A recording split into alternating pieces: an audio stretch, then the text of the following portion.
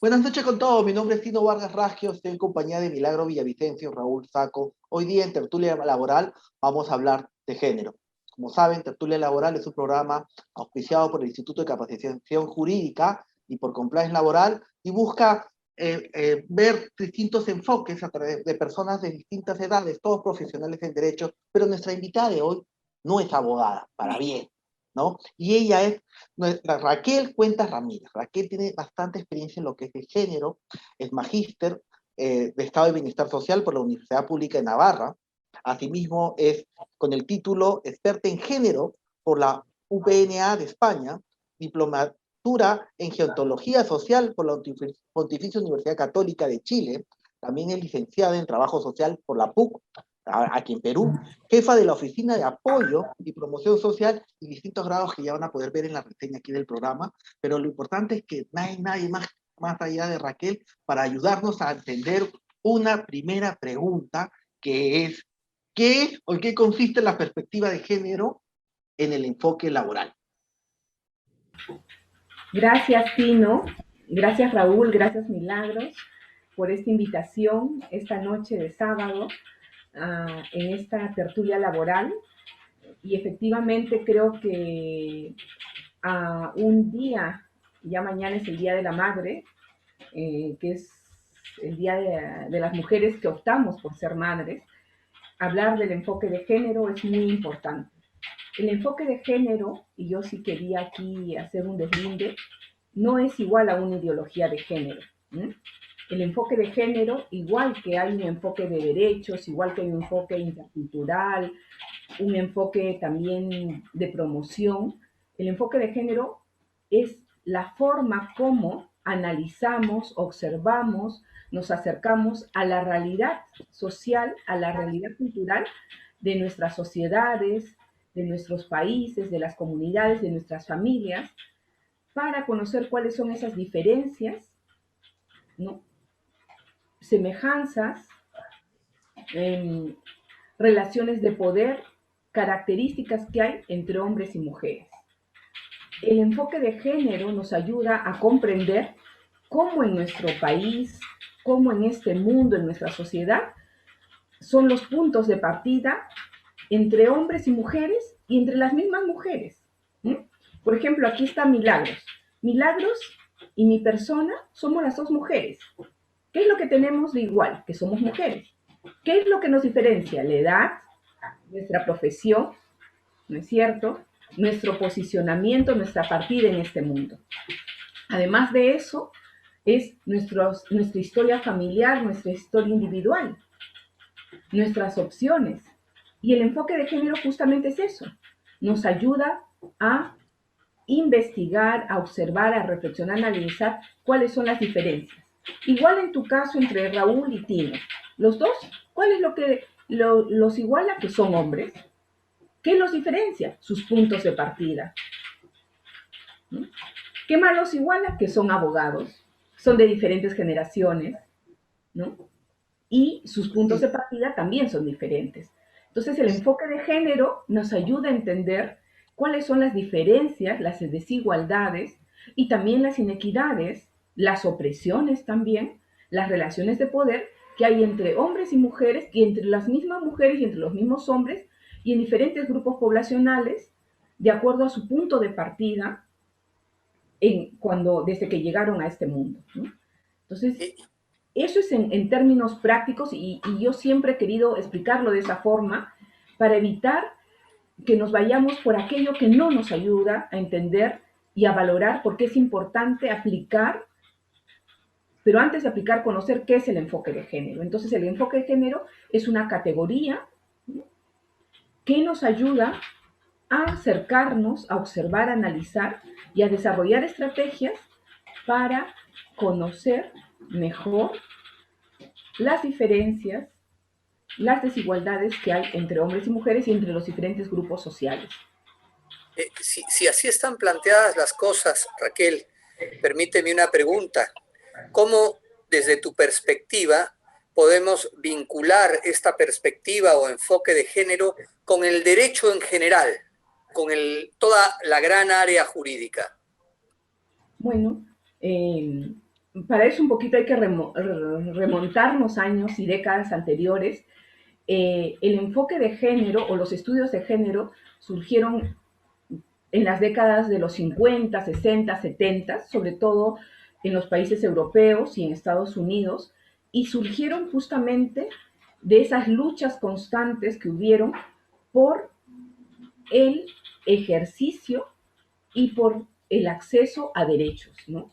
Entonces, los grupos feministas que comenzaron primero haciendo estudios sobre las situaciones de las mujeres en esas décadas y después los estudios de género, siempre el enfoque de género estuvo vinculado a los derechos. ¿Por qué? Porque los derechos nos son inherentes porque somos seres humanos, pero además de eso, porque son garantías, garantías para poder acceder a mejores condiciones de vida, ¿no? Porque sin derechos no somos seres humanos. Entonces, el enfoque de género nos ayuda a entender por qué un derecho que es nuestro, por ejemplo, como el derecho a la educación o el derecho al voto en el caso de las mujeres, se constituye, si es que no es ejercido, si no es promovido, si no es garantizado por el Estado, se constituye en una violencia, en una violación a nuestro derecho a la educación o al derecho al voto. Por ejemplo, en la década de los 50, ¿no?, cuando gobernaba Odría, recién las mujeres peruanas tuvimos acceso al voto. Imagínense cuántas décadas después, ¿no? Cuando nuestros padres, los hombres, ya lo tenían.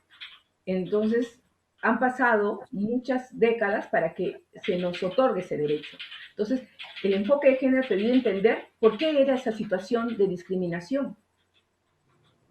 Y el enfoque de género complementa y ayuda a entender a quienes hacen las normas, a quienes nos protegen de los derechos, qué situaciones son o constituyen violencia hacia las mujeres. Un ejemplo concreto que yo siempre lo traigo a colación es, por ejemplo, cuando yo terminé de estudiar trabajo social en la PUC y trabajé con una colega vuestra, Julia Tamayo, que por cierto es mi mentora, ya no está presente, pero ella fue abogada, qué interesante, abogada, abogada, una fue la mentora. que creó, Eso lo tenía que hacer notar. creó un servicio muy bonito que tiene hasta ahora la facultad, que era, a ver, déjame recordar, que era como una escuela de derecho. ¿Jurídica? ¿Ah? La de ayuda jurídica. Sí, ella ayudó ¿Clínica jurídica? Ayudó a crear eso, pero tenía otro nombre en esa época. Yo hablaba mucho, miren, yo tenía 22 años y ella fue mi primera jefa. Y ella siempre vinculaba, ¿no?, que cuando las cuestiones de la vida se constituyen discriminatorias, el derecho viene justamente para proteger y garantizar. Entonces estamos haciendo estudios, investigaciones sobre los derechos sexuales y reproductivos de las mujeres. ¿Y qué encontramos? Que cuando las mujeres accedían a los servicios de salud, por ejemplo, para poder atenderse si salían embarazadas, y había una discriminación por parte del personal de salud, porque les decía, ¿y ustedes por qué han abierto las piernas? Si tenían 18, 19 y venían de sectores muy empobrecidos donde no tenían acceso a información, educación. Entonces ella, como buena abogada que ella, decía que teníamos que vincular todas las cuestiones cotidianas al derecho, y el derecho debería ser una herramienta para el ejercicio, para que las mujeres conozcamos los derechos. Entonces ella siempre era una activa, decía, hay que hacer no solamente legalista, sino abogacía. Pero quiero coger esa pastilla, porque es muy importante, me ha gustado el tema, que el derecho es una herramienta de proteger y garantizar derechos, derechos a los cuales a las mujeres en algún momento no se les reconoció, y ahora pues son derechos propios, que siempre fueron, pero ahora hay que protegerlos para que se mantengan, ¿no? Pero en el derecho laboral, porque la pregunta de Raúl empezó pues con el derecho en general, pero en el derecho laboral, en general, pues uno, o sea, a mí me preguntan, abogado, ¿qué género? ¿Cuál es la influencia de género? Te voy a decir, no discriminación al acceso al empleo, igualdad remunerativa entre hombres y mujeres, o sea, dos personas que hacen la misma labor, que no ganen diferente, o que el valor de mi puesto en la organización sea igual que el valor quizás de otro puesto, pero del mismo valor en la organización ganen igual. Y finalmente el hostigamiento sexual. ¿Ese es solo el tema, la influencia de género en el derecho del trabajo? ¿Tú qué piensas, Raquel? No, va mucho más de lo que está ahí o está en la norma, ¿no? Es, por ejemplo, no solamente es la remuneración, sino el cómo cuando tú estás en un espacio laboral se reconocen tanto los saberes, los aportes, ¿no es cierto? Y las metodologías que traen consigo hombres y mujeres en los espacios laborales, ¿no? No solamente tiene que ver con una cuestión del puesto, ¿no?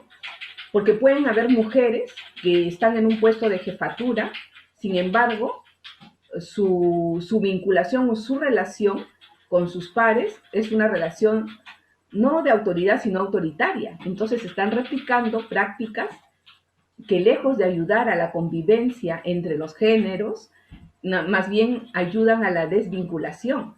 Entonces, para mí, un aspecto muy importante en el mundo laboral, aparte de la remuneración, aparte del no hostigamiento, que es un tema que está cada vez más presente y que hace poquito también, no hace mucho, se legisló, ¿no es cierto? Tiene que ver también con los reconocimientos, con esto del techo de cristal que llamamos, ¿no es cierto? Llega un momento, y esto es en el mundo laboral, donde más se percibe y donde a veces no se quiere tocar ese tema. Y aquí en el Perú no tenemos tantos estudios de cómo es este techo de cristal, que quiere decir, una mujer empieza su carrera y tiene un techo, ¿no? Ya no puede seguir ascendiendo por múltiples motivos. Y ahora que estamos en el Día de la Madre, yo sí quiero tocar algo que es, aunque ustedes de repente me dirán que no es tan cierto, yo lo he vivido, yo tengo muchos años, aparte de trabajar en la universidad ahora, he trabajado en el ámbito del Estado y en otras instituciones. Las mujeres están avanzando en su carrera, ¿cierto? Y optan por ser madres. Entonces, eso es un impedimento en muchos trabajos, donde dicen, no, ya no puede seguir surgiendo porque esta mujer no puede seguir ascendiendo. ¿Por qué? Porque va a salir embarazada, tengo que pagarle beneficios sociales, me va a pedir tiempo para la lactancia, etcétera. Yo no tengo salas cunas, entonces voy a contratar menos mujeres que son madres que más jóvenes o más hombres. Entonces, son cuestiones que aparentan ser cotidianas, pero están presentes y de manera muy arraigada en nuestras realidades, ¿no? Y lo otro que existe también es el lenguaje, ¿no? El lenguaje que a veces lo hemos hablado muchas veces con Raúl, y que el lenguaje, los documentos, cómo nos expresamos, se nos hace muy difícil para integrarnos, para no discriminar. Y otros elementos en el trabajo, yo te puedo decir de discriminación y que justamente el enfoque de género, complementado con otros enfoques como el de la intergeneracional, están presentes. Es la edad. Hoy en los trabajos te ponen límites de edad, ¿no es cierto? Y las experiencias de vida cotidiana nos dicen que a mayor edad, más experiencia y tiene más activos, ¿no es cierto?, sociales y también profesionales para poder aportar. Sin embargo, hoy un elemento discriminatorio es la edad, y especialmente para las mujeres. Entonces, sí hay otros elementos, Tino, en el ámbito laboral que sí están siendo discriminatorios. Adicionales a los que tú has dicho es la edad, incluso también de las universidades donde tú procedes. ¿Ah? Yo he trabajado en el Estado y claro, nosotros quisiéramos trabajar con todos de católica, pero también igual que de católica, de nuestra querida Cato, hay otros profesionales de otras universidades que tú necesitas porque no todas las carreras las tenemos en la universidad, ¿verdad? Entonces, van siendo elementos que parecen sutiles, pero están presentes aún. Luego también el tema de la presencia, o sea, ahora lo han quitado, pero no, eso no podemos dejar de olvidar. Somos un país aún fragmentado, ¿no?, donde el elemento étnico está presente en nuestras vidas, en nuestras relaciones. A mí me pareció interesante un poco el tema de las prácticas, ¿no? Especialmente en el tema de las jefaturas. Justo Milagro, y justo seguro ahorita lo va a compartir, pues en el tema de las relaciones laborales, se dice pues que el número de ceses con ocasión de la COVID ha sido abismal, ¿no? O sea, Sí. y ahí fácil, Mili, explícalo más porque yo me acuerdo que Sí, me lo mira, comentaste ayer, pero... la OIT emitió un informe sobre todo lo que la COVID nos había dejado este 2020, ¿no? Lo publicó en enero del 2021, y dentro de este informe, que tiene demasiadas cosas como la automatización, todo el tema tecnológico, cómo han habido los cambios, los sectores más afectados, etcétera. Uno de los temas que podían estar por ahí escondidos, pero que más me llamaron la atención, es que en 2020 se hubo una pérdida de empleo gigante. No en Perú, no en Latinoamérica, sino en todo el mundo. Pero haciendo una estadística que la vamos a compartir por acá y espero que esté por aquí, en el Perú se notaba de que la pérdida de empleo era mayor en mujeres que en hombres, con lo cual ahí me puse a pensar, no solamente hay dificultad de acceso al empleo para las mujeres, sino que cuando se tiene que despedir a alguien, se nota que se está eligiendo más a las mujeres que a los hombres, sobre todo en esta época, ¿no? Y ese estudio nos hizo darnos cuenta de muchas cosas y también creo que a mí, por eso también que si queríamos hablar de este tema contigo, que tienes más experiencia, porque aquí en el Perú hay varias normas, ¿no? Como decía Tino, nosotros cuando pensamos en enfoque de género, en derecho laboral, pensamos en la ley de la no discriminación salarial entre hombres y mujeres, que es una norma que te desarrolla muchas cosas específicas, pero nosotros ya teníamos en la Constitución y en las normas generales el derecho a la no discriminación por sexo. Entonces, no debería haber existido esa norma, pero la necesitamos y tuvimos que incluirla por este mismo trabajo que tú hablas del enfoque de género, que encontramos una grieta y el legislador dijo, no, acá hay un problema, tenemos que solucionarlo, porque en el Perú, aunque parezca gracioso o lamentable la verdad, hay una diferencia salarial entre hombres y mujeres de los mismos puestos, en un porcentaje del 30% diferente. Entonces, más que todo mi pregunta era para ti. ¿Tú qué crees que ha sido en los últimos 5 años? Los últimos 5 años se ha salido la norma de la remuneración, ha salido la actualización de la norma contra el hostigamiento sexual. Han salido el último año varias normas de protección a mujeres trabajadoras embarazadas y en periodo de lactancia. Yo quisiera saber de tu perspectiva y creo que es mucho más amplia que las otras que tenemos, que es un poco más legalista. ¿Cuáles crees que han sido los cambios más importantes, no? Y si crees que estamos siguiendo como que el camino adecuado a lo que queremos lograr, que es una paridad y un tipo de igualdad entre hombres y mujeres, ¿no?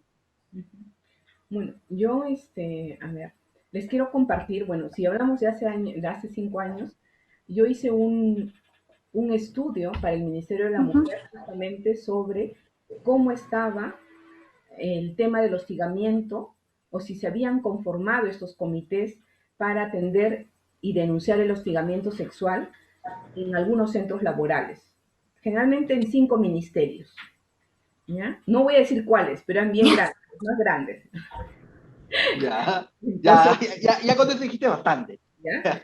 Y entonces cuando comencé a hacer el estudio basado en la parte primero normativa, yo no soy abogada, soy trabajadora social, pero de todas maneras tenemos que conocer las normas, ¿no?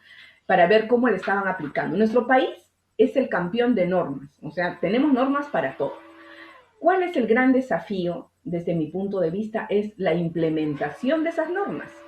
No solamente es que, ya, la hago mía, saco una resolución directoral, o sea, hay un decreto supremo, hay una ley, yo lo hago una resolución, lo hago una directiva, ¿no es cierto? No, no solamente basta con eso, sino implementar. ¿Qué quiere decir implementar? Primero, ver qué oficina dentro de cualquier institución se va a hacer cargo, por ejemplo, de atender, de recoger, de administrar y de resolver las denuncias por hostigamiento sexual laboral. ¿Hay? No hay. Entonces, ¿de qué me sirve tener mi directiva, mi norma? Decir, sí, yo soy apuesto por la no discriminación en el trabajo cuando no tengo ni siquiera la oficina de recursos humanos o la de potencial humano, que es la encargada. Para mí no debería de crearse otras oficinas. Debería ser esa oficina que regule, que administre, que atienda ese tipo de denuncias y también haga prevención. Más que atender denuncias, yo apuesto por lo que es la prevención. Ahí se invierte menos y se gana más. Bueno, y el personal también, ¿no? La capacitación. Entonces, si tú me preguntas cuál es el gran desafío que tenemos aún, es la implementación a todos los niveles, no solamente estatal, sino también empresarial, institucional, académico, de la sociedad civil en general, de implementar las leyes, ¿no? Y no necesitamos tampoco muchos recursos como se nos hacen creer. Sí necesitamos para algunas leyes presupuestos, eso sí es cierto. Sin presupuesto, una ley es, como quien dice, inactiva, es un saludo a la bandera. con el respeto de nuestra bandera, pero es así. Y capacitación, ¿no? Capacitar, sensibilizar a todos los trabajadores y trabajadoras de una institución. Y eso es lo que falta. Por otro lado, como tú ¿Y bien tú lo has crees que dicho, capacitando, o sea, es factible quizás romper ciertos paradigmas de ciertas personas? O sea, es humanamente, es una tarea que el empleador pueda, digamos, liderar, porque estamos hablando de bagajes culturales quizás que sean generacionales, arraigados. O sea, ¿es una tarea que solo se agota en el empleador o es una tarea de todos, ¿no? Porque yo creo que si lo deja solo a él, va a morir en la lucha, ¿no? no, Y no, va a es terminar siendo un todo. saludo a la bandera, ¿no? No, cuando digo para implementar las normas, no solamente basta que diga yo hago mi directiva, sino cómo lo implemento. Pero este trabajo de tener una sociedad más inclusiva, más paritaria, de más respeto entre los géneros, es una tarea de todas y todos. O sea, no basta solamente el legislador que emite una ley de no discriminación, de igualdad de género. Es una tarea, sobre todo, en los ámbitos desde la familia, por eso la familia es importante. Y aquí yo quiero, antes de que se me corte, pero sí voy a ir un poco voy a retomar lo que has dicho, Milagros, pero un poco a lo de ti, ¿no? Muchas veces se acusa de que el enfoque de género, a lo que algunos llaman ideología de género, no lo relacionan con la familia. Sigue siendo, y hoy en pandemia nos ha demostrado, ese es el espacio principal de socialización. En la familia es donde se ven las grandes diferencias, relaciones de poder, discriminaciones y violencias que pueden haber. Entonces, alguien que quiera realmente un gobernante, autoridades que me digan, queremos trabajar con enfoque de género, ¿dónde tenemos que compensar? En la familia. Y no hacer a un lado a la familia. La corresponsabilidad de los cuidados, de la formación, debe ser familia, escuela, comunidad. Quien no entienda eso, no, por eso no avanzamos. Tampoco es los extremos, yo no creo en los extremos que muchos grupos feministas han dicho, ¿no? Y yo soy feminista, que dicen, no, familia no, ¿no? Solamente mujeres. No. Cuando tú trabajas con el enfoque de género, tienes que trabajar con las diferentes instituciones donde justamente se desarrollan las personas, ¿no? Y a veces a mí me preocupa mucho cuando en las grandes marchas dicen familias por un lado, mujeres por otro. No, las mujeres no pueden estar con los niños. No, vivimos en una sociedad y muchos de los problemas que tenemos es porque hemos segmentado niños, niñas, adolescentes, adultos mayores, personas con discapacidad, mujeres, hombres. ¿Y acaso ahora en esta pandemia el espacio familiar, el hogar no está compartido, cogestionado entre diferentes generaciones? ¿Acaso nuestros espacios laborales no están compartidos, no están cogestionados por diferentes grupos poblacionales? Entonces, eso es un gran desafío, o sea, no es fácil, ¿no? Quizás estos comentarios que hago son un poco disruptivos y que a algunos no les gusta, a algunas tampoco, pero yo lo hago desde mi experiencia como trabajadora social, que ha trabajado con poblaciones directamente, con familias que han vivido situaciones de vulnerabilidad, de exclusión, discriminación. Y uno de los elementos que vemos es que efectivamente se empieza desde el hogar. Por eso yo les hablaba mucho que el enfoque de género nos ayuda a entender cuáles son los puntos de partida de las personas. Y ahora bien, esta pandemia nos ha develado efectivamente no solamente la exclusión del mercado laboral de las mujeres, que estaba muy precarizado, ahora se ha precarizado mucho más, sino también los roles mayores que se tienen que asumir en casa, ¿no? No solamente es el tema quienes trabajamos, atendemos a los hijos, a las hijas, si tenemos a padres mayores, a personas adultas mayores, quienes se enferman por COVID, ¿quiénes son las primeras que atienden? Las mujeres, ¿no es cierto? Entonces estamos hablando de que los roles de género se han incrementado en este tiempo de pandemia. Otro elemento que yo quería tocar con esto de las nuevas tecnologías, quienes tienen menos acceso a tecnologías y las prácticas, sobre todo las mayores de 50 años, son las que han tenido mayores dificultades para poder reinventarse en este mundo de tecnologías. Yo trabajo mucho la temática de personas adultas mayores y dentro de esto las mujeres adultas mayores y en general los adultos mayores en el país, solamente menos del 10% de acuerdo una encuesta que se ha hecho hace 2 años, tenían acceso a un teléfono inteligente y acceso a Internet. Entonces, Qué interesante, ¿no? Porque poco el enfoque, pero siempre tocas el tema radical, ¿no? O sea, vi que hay gente que radicaliza y nos trata de segmentar, o ponernos de segmentos, cuando esto no es, ¿no? Y muchas de las personas que critican a veces un poco el enfoque de género dicen eso, ¿no? O como ciertas costumbres que antes se consideraban normales, voy a trivializarlo, ¿no? ¿Por qué un piropo ahora ya no es piropo? ¿Por qué ahora es acoso? ¿No? Justo ahí, y justo de esos cambios quisiera que un poco Raúl reflexione y aproveche y converse contigo y te saque esa info, porque él ha vivido las distintas visiones que ha tenido nuestra legislación y nos puede dar un alcance, a ver qué tal y a ver si comparte contigo, a ver qué podemos sacar de eso. Me parece interesante ante todo cuando Raquel nos decía que es feminista. Ayer veía yo un programa de la televisión española y anecdóticamente teníamos el programa de hoy y ahí alguno de los conductores dijo, el feminismo también es cosa de hombres, ¿no? El feminismo también es cosa de hombres. Me pareció una cosa muy curiosa. Habría que ver qué cosa quiso significar, ¿no? Ahora, otro tema muy interesante, ¿no? Yo empecé con una pregunta, la primera planteada por Tino, ¿qué entendemos por enfoque o perspectiva de género? Esa excelente distinción que ha hecho Raquel respecto de la ideología de género, para luego preguntarnos cómo se vincula el enfoque de género con el derecho, y ahí damos un paso adicional para ver cómo vinculamos el enfoque de género con el derecho del trabajo, ¿no? Entonces aquí algunas ideas sueltas, ¿no? Recuerdo cómo en alguna lectura mía de hace pocos días se planteaba la idea respecto al momento en el cual las mujeres empiezan a abogar por sus derechos. No sé si ustedes lo tienen presente, pero comento esta circunstancia histórica que me parece muy interesante. Con la Primera Guerra Mundial.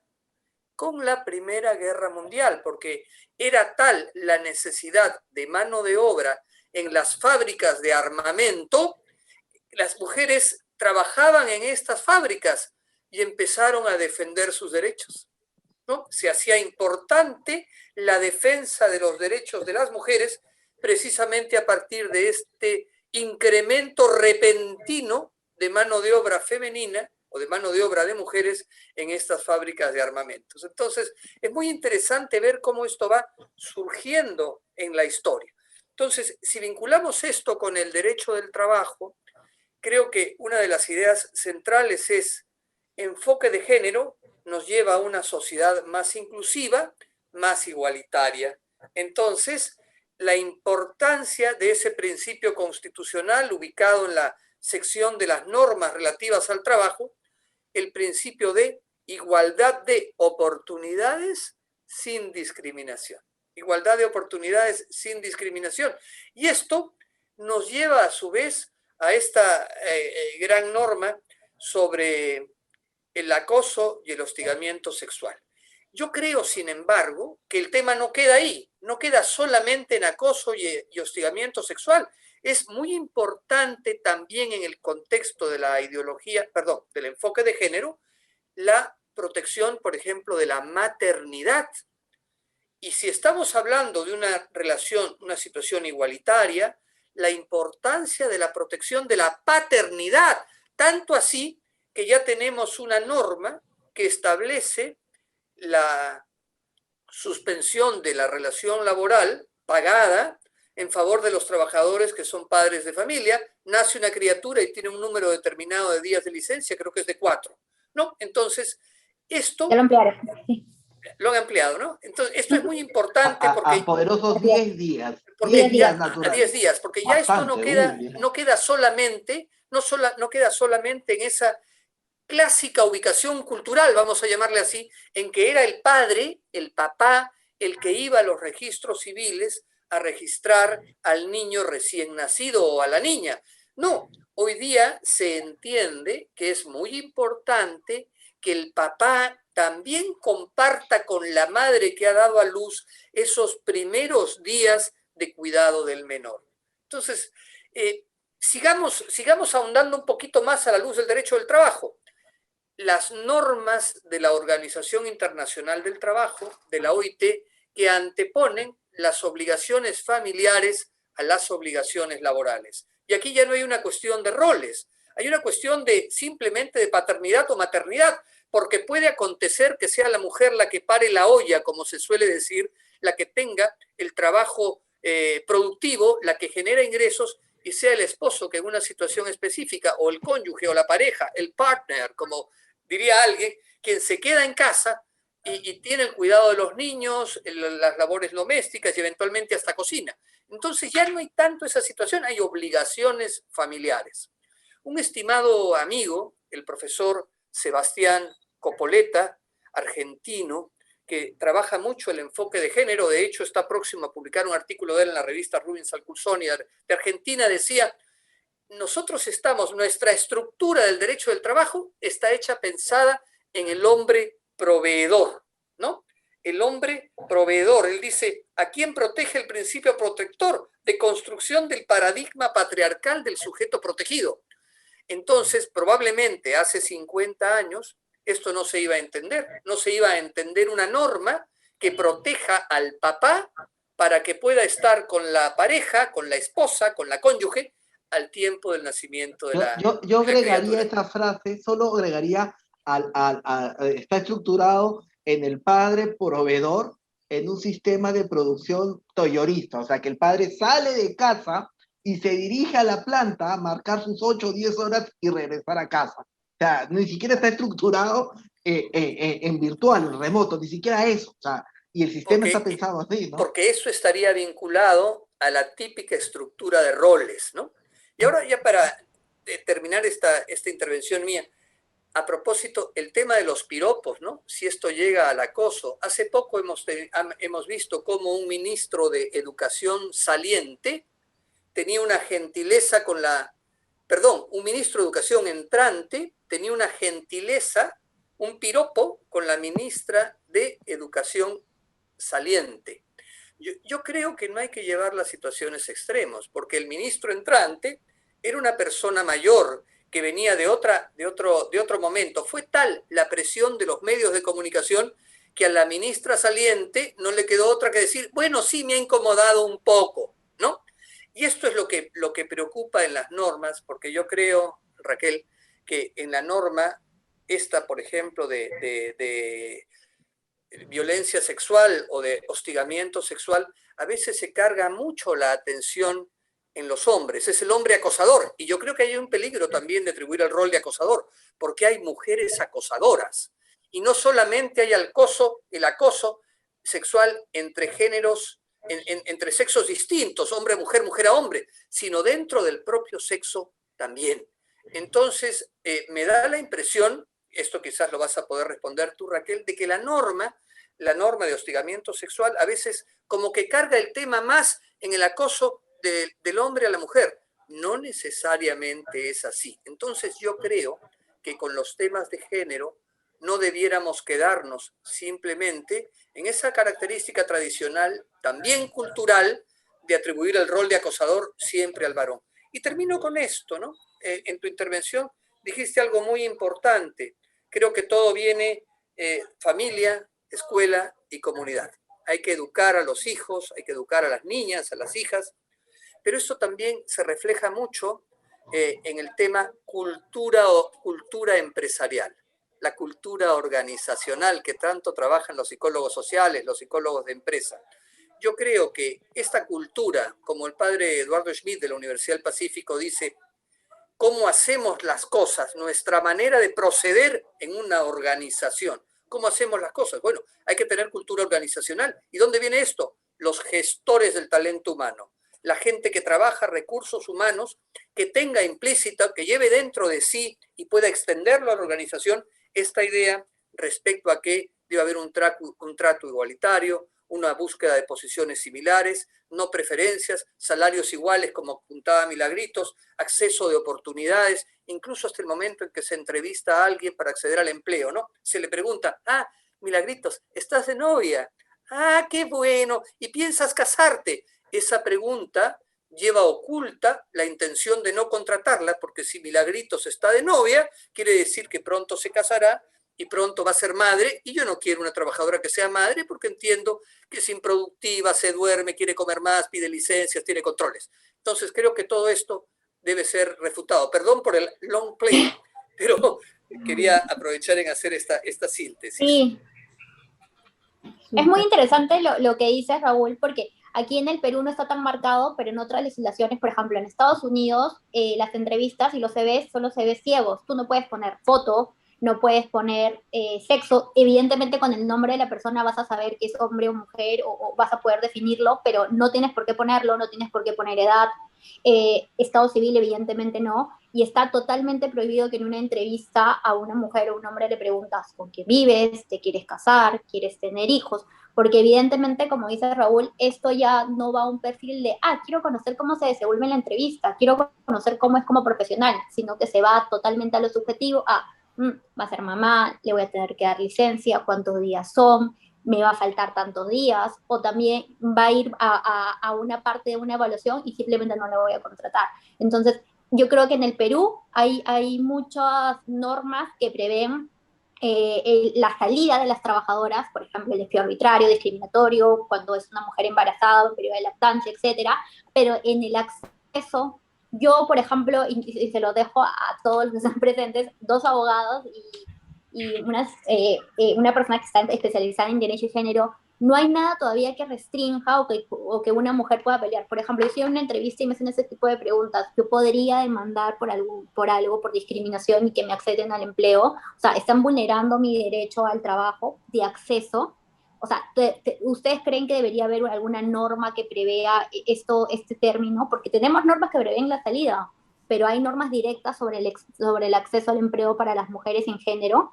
Y bueno, sumada a esta pregunta, y se la dejo también para las 3, la siguiente, creo que complementando lo que dice Raúl, ahora se están dando poco a poco más derechos a los hombres, que yo creo que deberíamos tomarlo como ejemplo lo que sucede en otros países, que los hombres tienen igual tiempo de periodo de paternidad o un tiempo muy parecido para que estén con la madre, no solamente con la madre, estén con el niño, porque ellos les permiten que lo puedan fraccionar en tiempo para que puedan ayudar en la recuperación no solamente de su cónyuge, sino también de su hijo.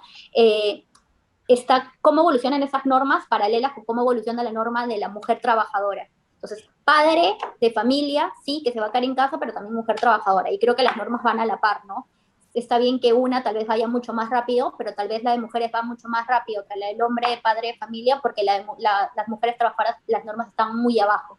Entonces, para llegar a un punto de equilibrio todavía nos falta llegar, pero yo espero que se siga mejorando las normas, ¿no? Y bueno.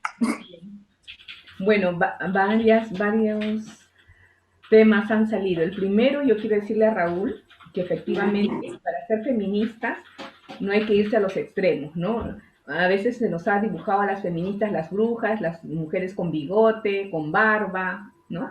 Con zapatos de ogro. Así no son. Los feminismos forman parte de una corriente de estudio sociológica que viene justamente de las luchas por alcanzar derechos de las mujeres, ¿no?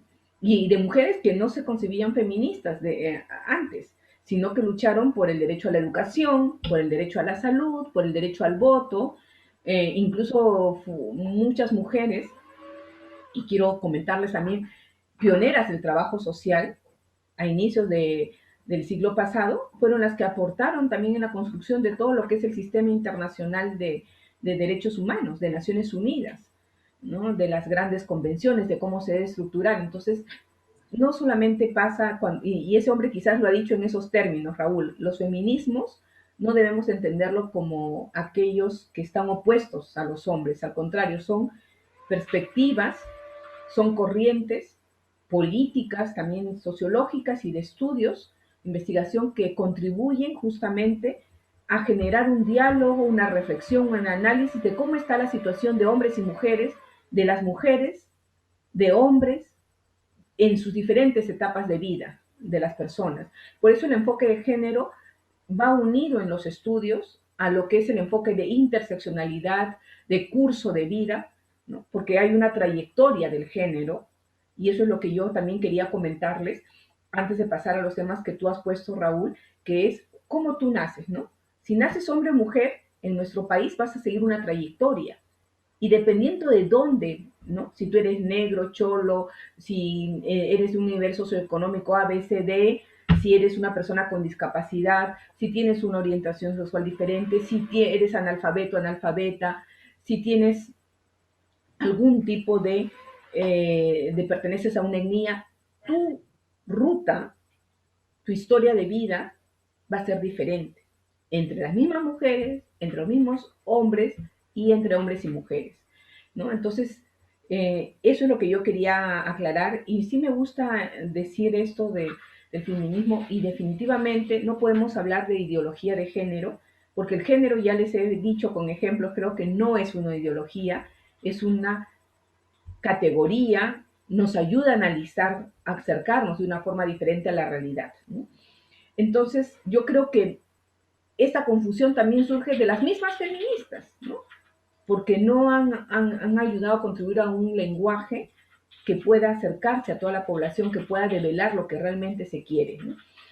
Ahora, hay otro punto que tú has tocado, Raúl, y también Milagros y Tino en otra parte, que es qué pasa, cuáles son, hasta dónde llegamos, qué protegemos, qué promovemos y también qué restituimos.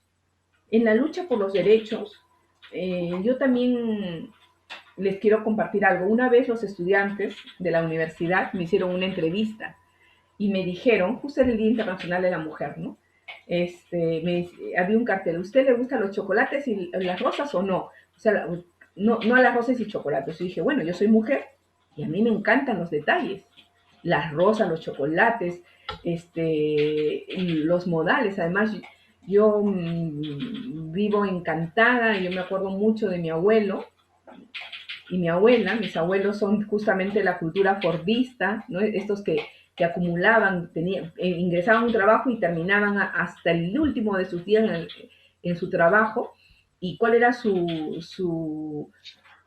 forma parte de su cultura organizacional de esos tiempos? Era la acumulación, ¿no? Mis abuelos eran migrantes de la primera generación, fueron, porque ya no están presentes físicamente, pero ellos vinieron a trabajar en las empresas textiles y tuvieron sus dos casas. Ahora, ¿qué obrero, qué obrera puede tener yo digo, esos lujos, ¿no? Y sus dos hijos estudiaron en la Católica, mi madre y mi tío, ¿no? Mi tío es economista, mi madre también trabajadora social. Y bueno, pero eran otras épocas. Y mi abuelo era un respetuoso de mi abuela. Eran esos que se ponían sus ternos, su rozón, y le abría la puerta a mi abuela, ¿no? Y yo tuve la oportunidad de gozar. Yo no creo que eso sea malo ni sea una ofensa para nadie. El tema, Raquel, ¿te acuerdas el año pasado? Yo te pregunté, cuando todavía no había pandemia, nos encontramos en la librería de la Cato y yo te abrí la puerta y te pregunté, Raquelita, ¿te incomoda que te abran la puerta? Y tu respuesta fue, no, me encanta. pero también son usos y costumbres que se van usando, entiendo yo, porque evolucionamos, ¿no? La cultura, los procesos de socialización, las prácticas cambian, pero lo que no debe cambiar nunca son los respetos, ¿no? Los respetos, los énfasis, ¿no? Entonces, a veces yo creo, ¿no? Y yo considero con nuestra realidad que en Perú sí hay algunos momentos, yo no sé milagros, pero cuando yo era estudiante me acuerdo que a veces pasaba por una calle y yo veía un grupo de chicos y yo prefería irme por otro lado para evitar que dijeran cualquier cosa, ¿no? Eso quizás no lo viven los hombres. Entonces sí hay a veces temores de qué te pueden decir. O sea, un halago no está mal, o un piropo, pero cuando ese piropo o ese halago viene con una connotación sexista, que es lo que le llamamos, o de discriminación, ahí sí vienen los problemas, ¿no? Porque uno se siente invadida. Incluso también, yo aquí quiero traer a colación, por ejemplo, a las mujeres dicen, tienes que llegar temprano al trabajo, ¿no? Y cuando a veces han hecho, en eso también bien sutiles, se han hecho estudios no aquí en el Perú, en otros países. Las mujeres tenemos que hacer recorridos por el tema de la seguridad. Hoy estamos en pandemia, quizás no salimos tanto. Tanto para ir al trabajo como para retornar al trabajo. Si vemos lugares inseguros, las mujeres vamos a tardar más porque en vez de cruzar en diagonal del parque, lo vamos a cruzar En incluso L, a vuelta a la manzana. en L para evitar el Por cruce directo. vehículo, o vamos a evitar zonas. ¿Por qué? Porque hay inseguridad. Lo No, no mismo so- ocurre, lo el mismo transporte ocurre urbano. exactamente en el transporte urbano. Tú estás viendo, a ver, este no, este sí, este está más vacío, a este subo, ¿no? Y tampoco el que está con 3 personas, porque de repente pueden estar ahí. Entonces, es algo que no piensan los hombres. Y esto lo pensamos las mujeres en todas partes del mundo, ¿ah? Hasta en los países que están en la OCDE, en los más, todas las mujeres. Yo tuve la oportunidad de participar, bueno, me eligieron en estas grandes encuestas que se hacen a nivel mundial, cuáles son las ciudades más inseguras para las mujeres. Lima estaba en el 10º lugar a nivel mundial. En América éramos la tercera después de México y de Brasil, de la ciudad de Brasil, imagínense, para las mujeres. Entonces, ¿eso qué genera? Que las mujeres llegamos, pues, así, crispadas. No porque las hormonas se nos han revoloteado, no, porque hay una sensación de inseguridad, ¿no? Entonces, esas cuestiones, igual también en el trabajo, ya me dice algo, yo también quiero entender a veces, ¿no? Porque también hay que ser realistas, a veces algunas personas, hombres y mujeres, utilizamos algunas cuestiones para poder avanzar o también estigmatizar a alguien que no nos cae o que nos parece, pues, que no debería estar en ese espacio, ¿no? Pero esos son los pocos.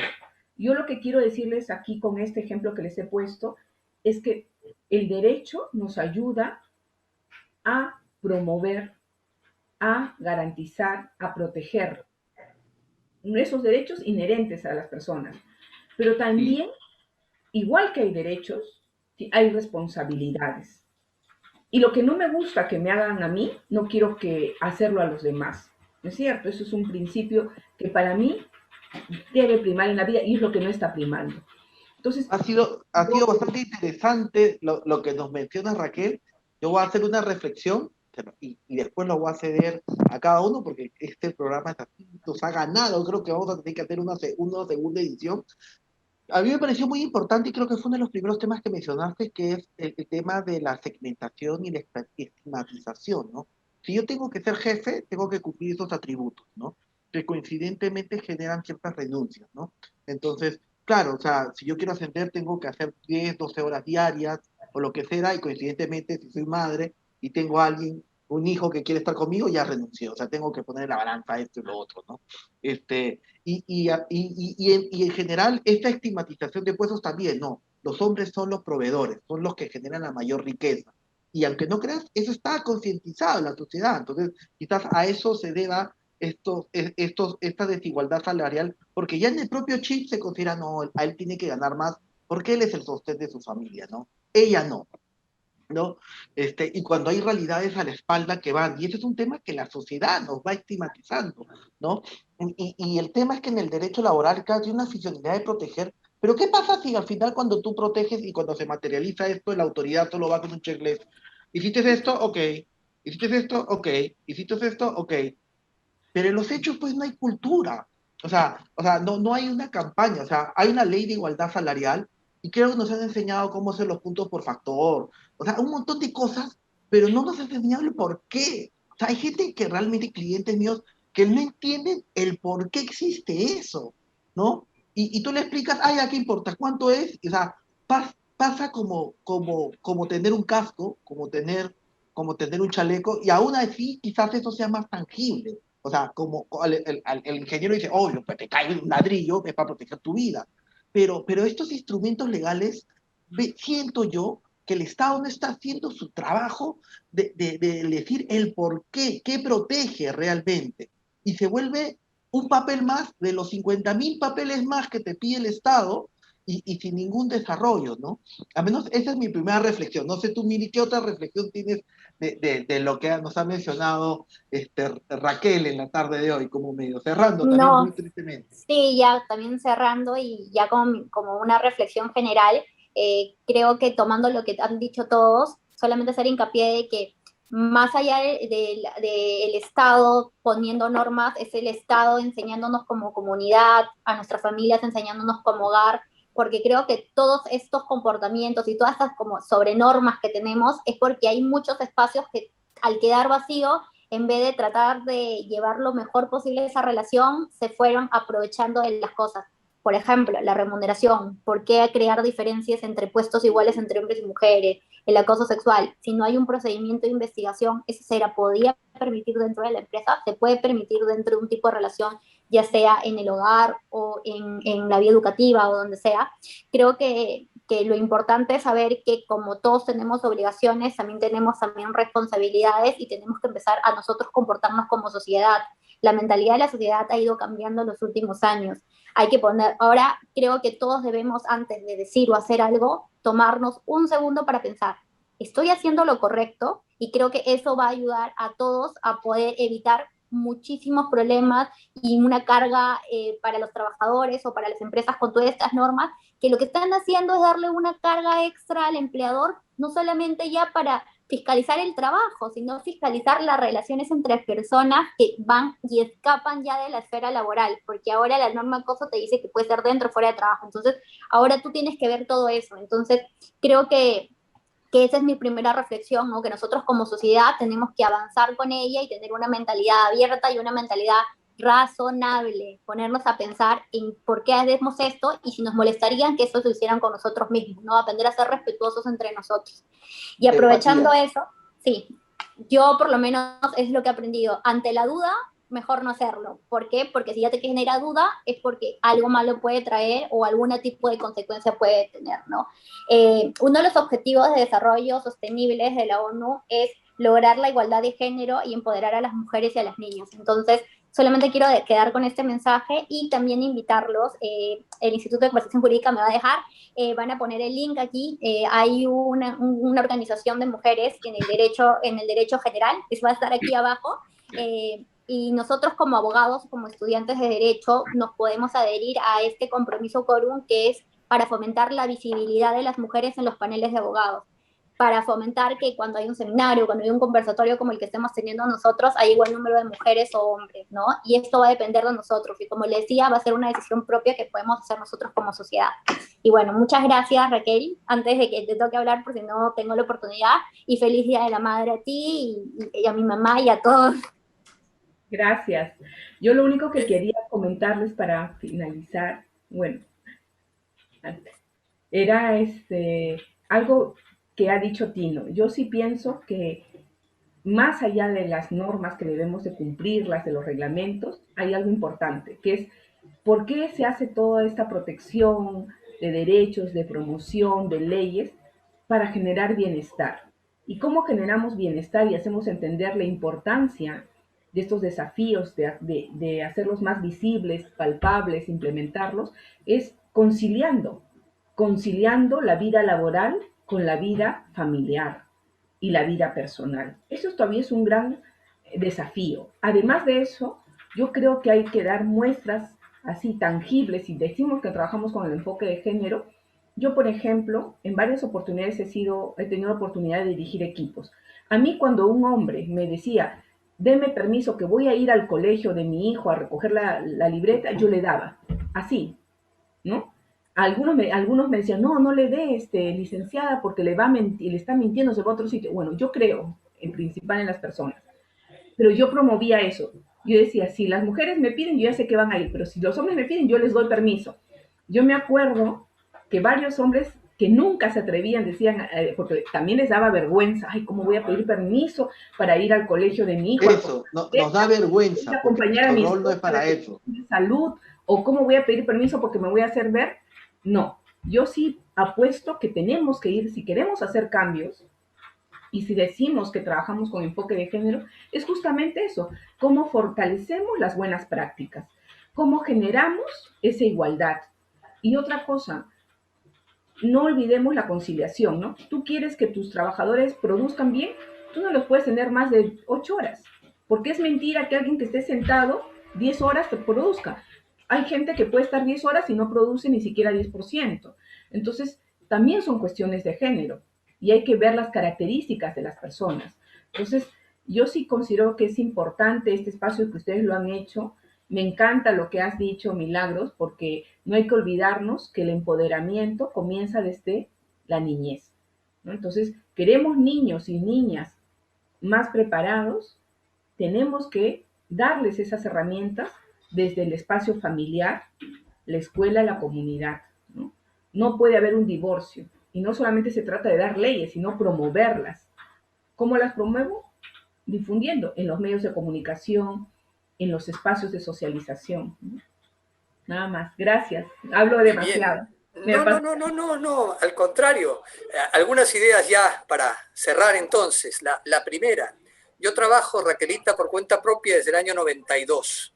Mi hijo mayor tenía en ese momento 5 años.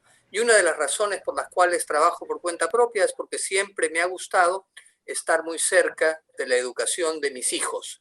Y no me gustaba estar pidiendo permiso para ir a ver las libretas, para tener las reuniones informativas de los avances de los chicos en el colegio, ¿no? Entonces, esa es una de las razones. Siempre me gustó estar muy cerca, no solamente a mí, es una obligación que hemos compartido con mucho entusiasmo y con mucha alegría con mi wife, con mi esposa.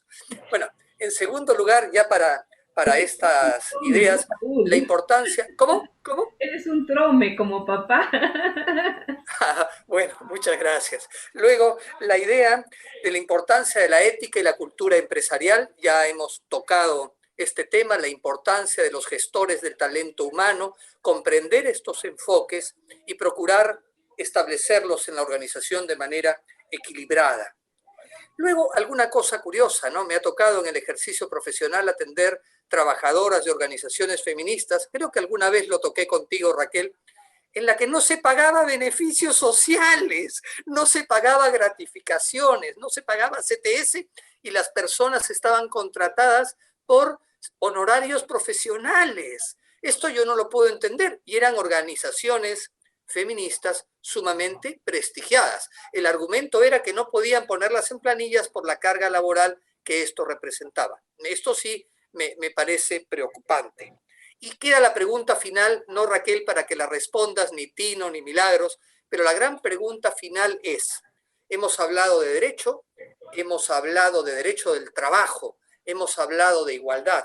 Pregunto, ¿es necesaria la subsistencia, la pervivencia, el mantenimiento del enfoque de género o el derecho del trabajo en particular, no hablo del derecho en general, puede mantenerse vivo en procura de la igualdad, del equilibrio, de la defensa de los derechos laborales universales que promueve la OIT sin necesidad de enfoque de género? Esto será motivo, Tino, Milagros, Raquel, para un nuevo programa. De un nuevo programa. Porque y feliz Día de la Madre para todas las madres y por suerte para mi wife también, ¿no? Gracias. Es verdad, esto es imposible, ¿no? O sea, nos ha quedado corto y nada, le agradecemos a todos los que han estado con nosotros acá siguiéndonos. Acá al pie van a seguir a los distintos enlaces. Ya Mili nos ha soltado un poco el enlace de Wild Perú y todo el tema del empoderamiento de las mujeres en el derecho, y seguro que va a haber en otras áreas, en otras disciplinas, en otras carreras, técnicos, administrativos, oficios. Ese es el futuro, ¿no? Es romper estos estigmas y estos paradigmas. Por favor, síganos en nuestras redes sociales, aquí en la página web también van a ver la nota de lo que es Tertulia Laboral, para que vean el capítulo anterior, el capítulo y los nuevos capítulos que están por venir. Y esto es por todo, es un agradecimiento por parte de todos los que hemos estado acá juntos, a todos los que nos han estado siguiendo, gracias al Instituto de Capacitación Jurídica y a Compliance Laboral. Y nada, hasta el próximo sábado. Cuídense. Y muchas gracias, Raquel. Esperamos tenerte nuevamente. Ay, Raquel, sí, por favor, me estoy olvidando de la despedida y me estoy olvidando a Raquel. Muchas gracias, Raquel. De verdad, ha sido un gran aporte y un gran aprendizaje, ¿no? Yo, a menos siento que tengo mucho que aprender de estos temas. Gracias. Muchas gracias. Hasta luego. Chao, chao. Cuídense, chao.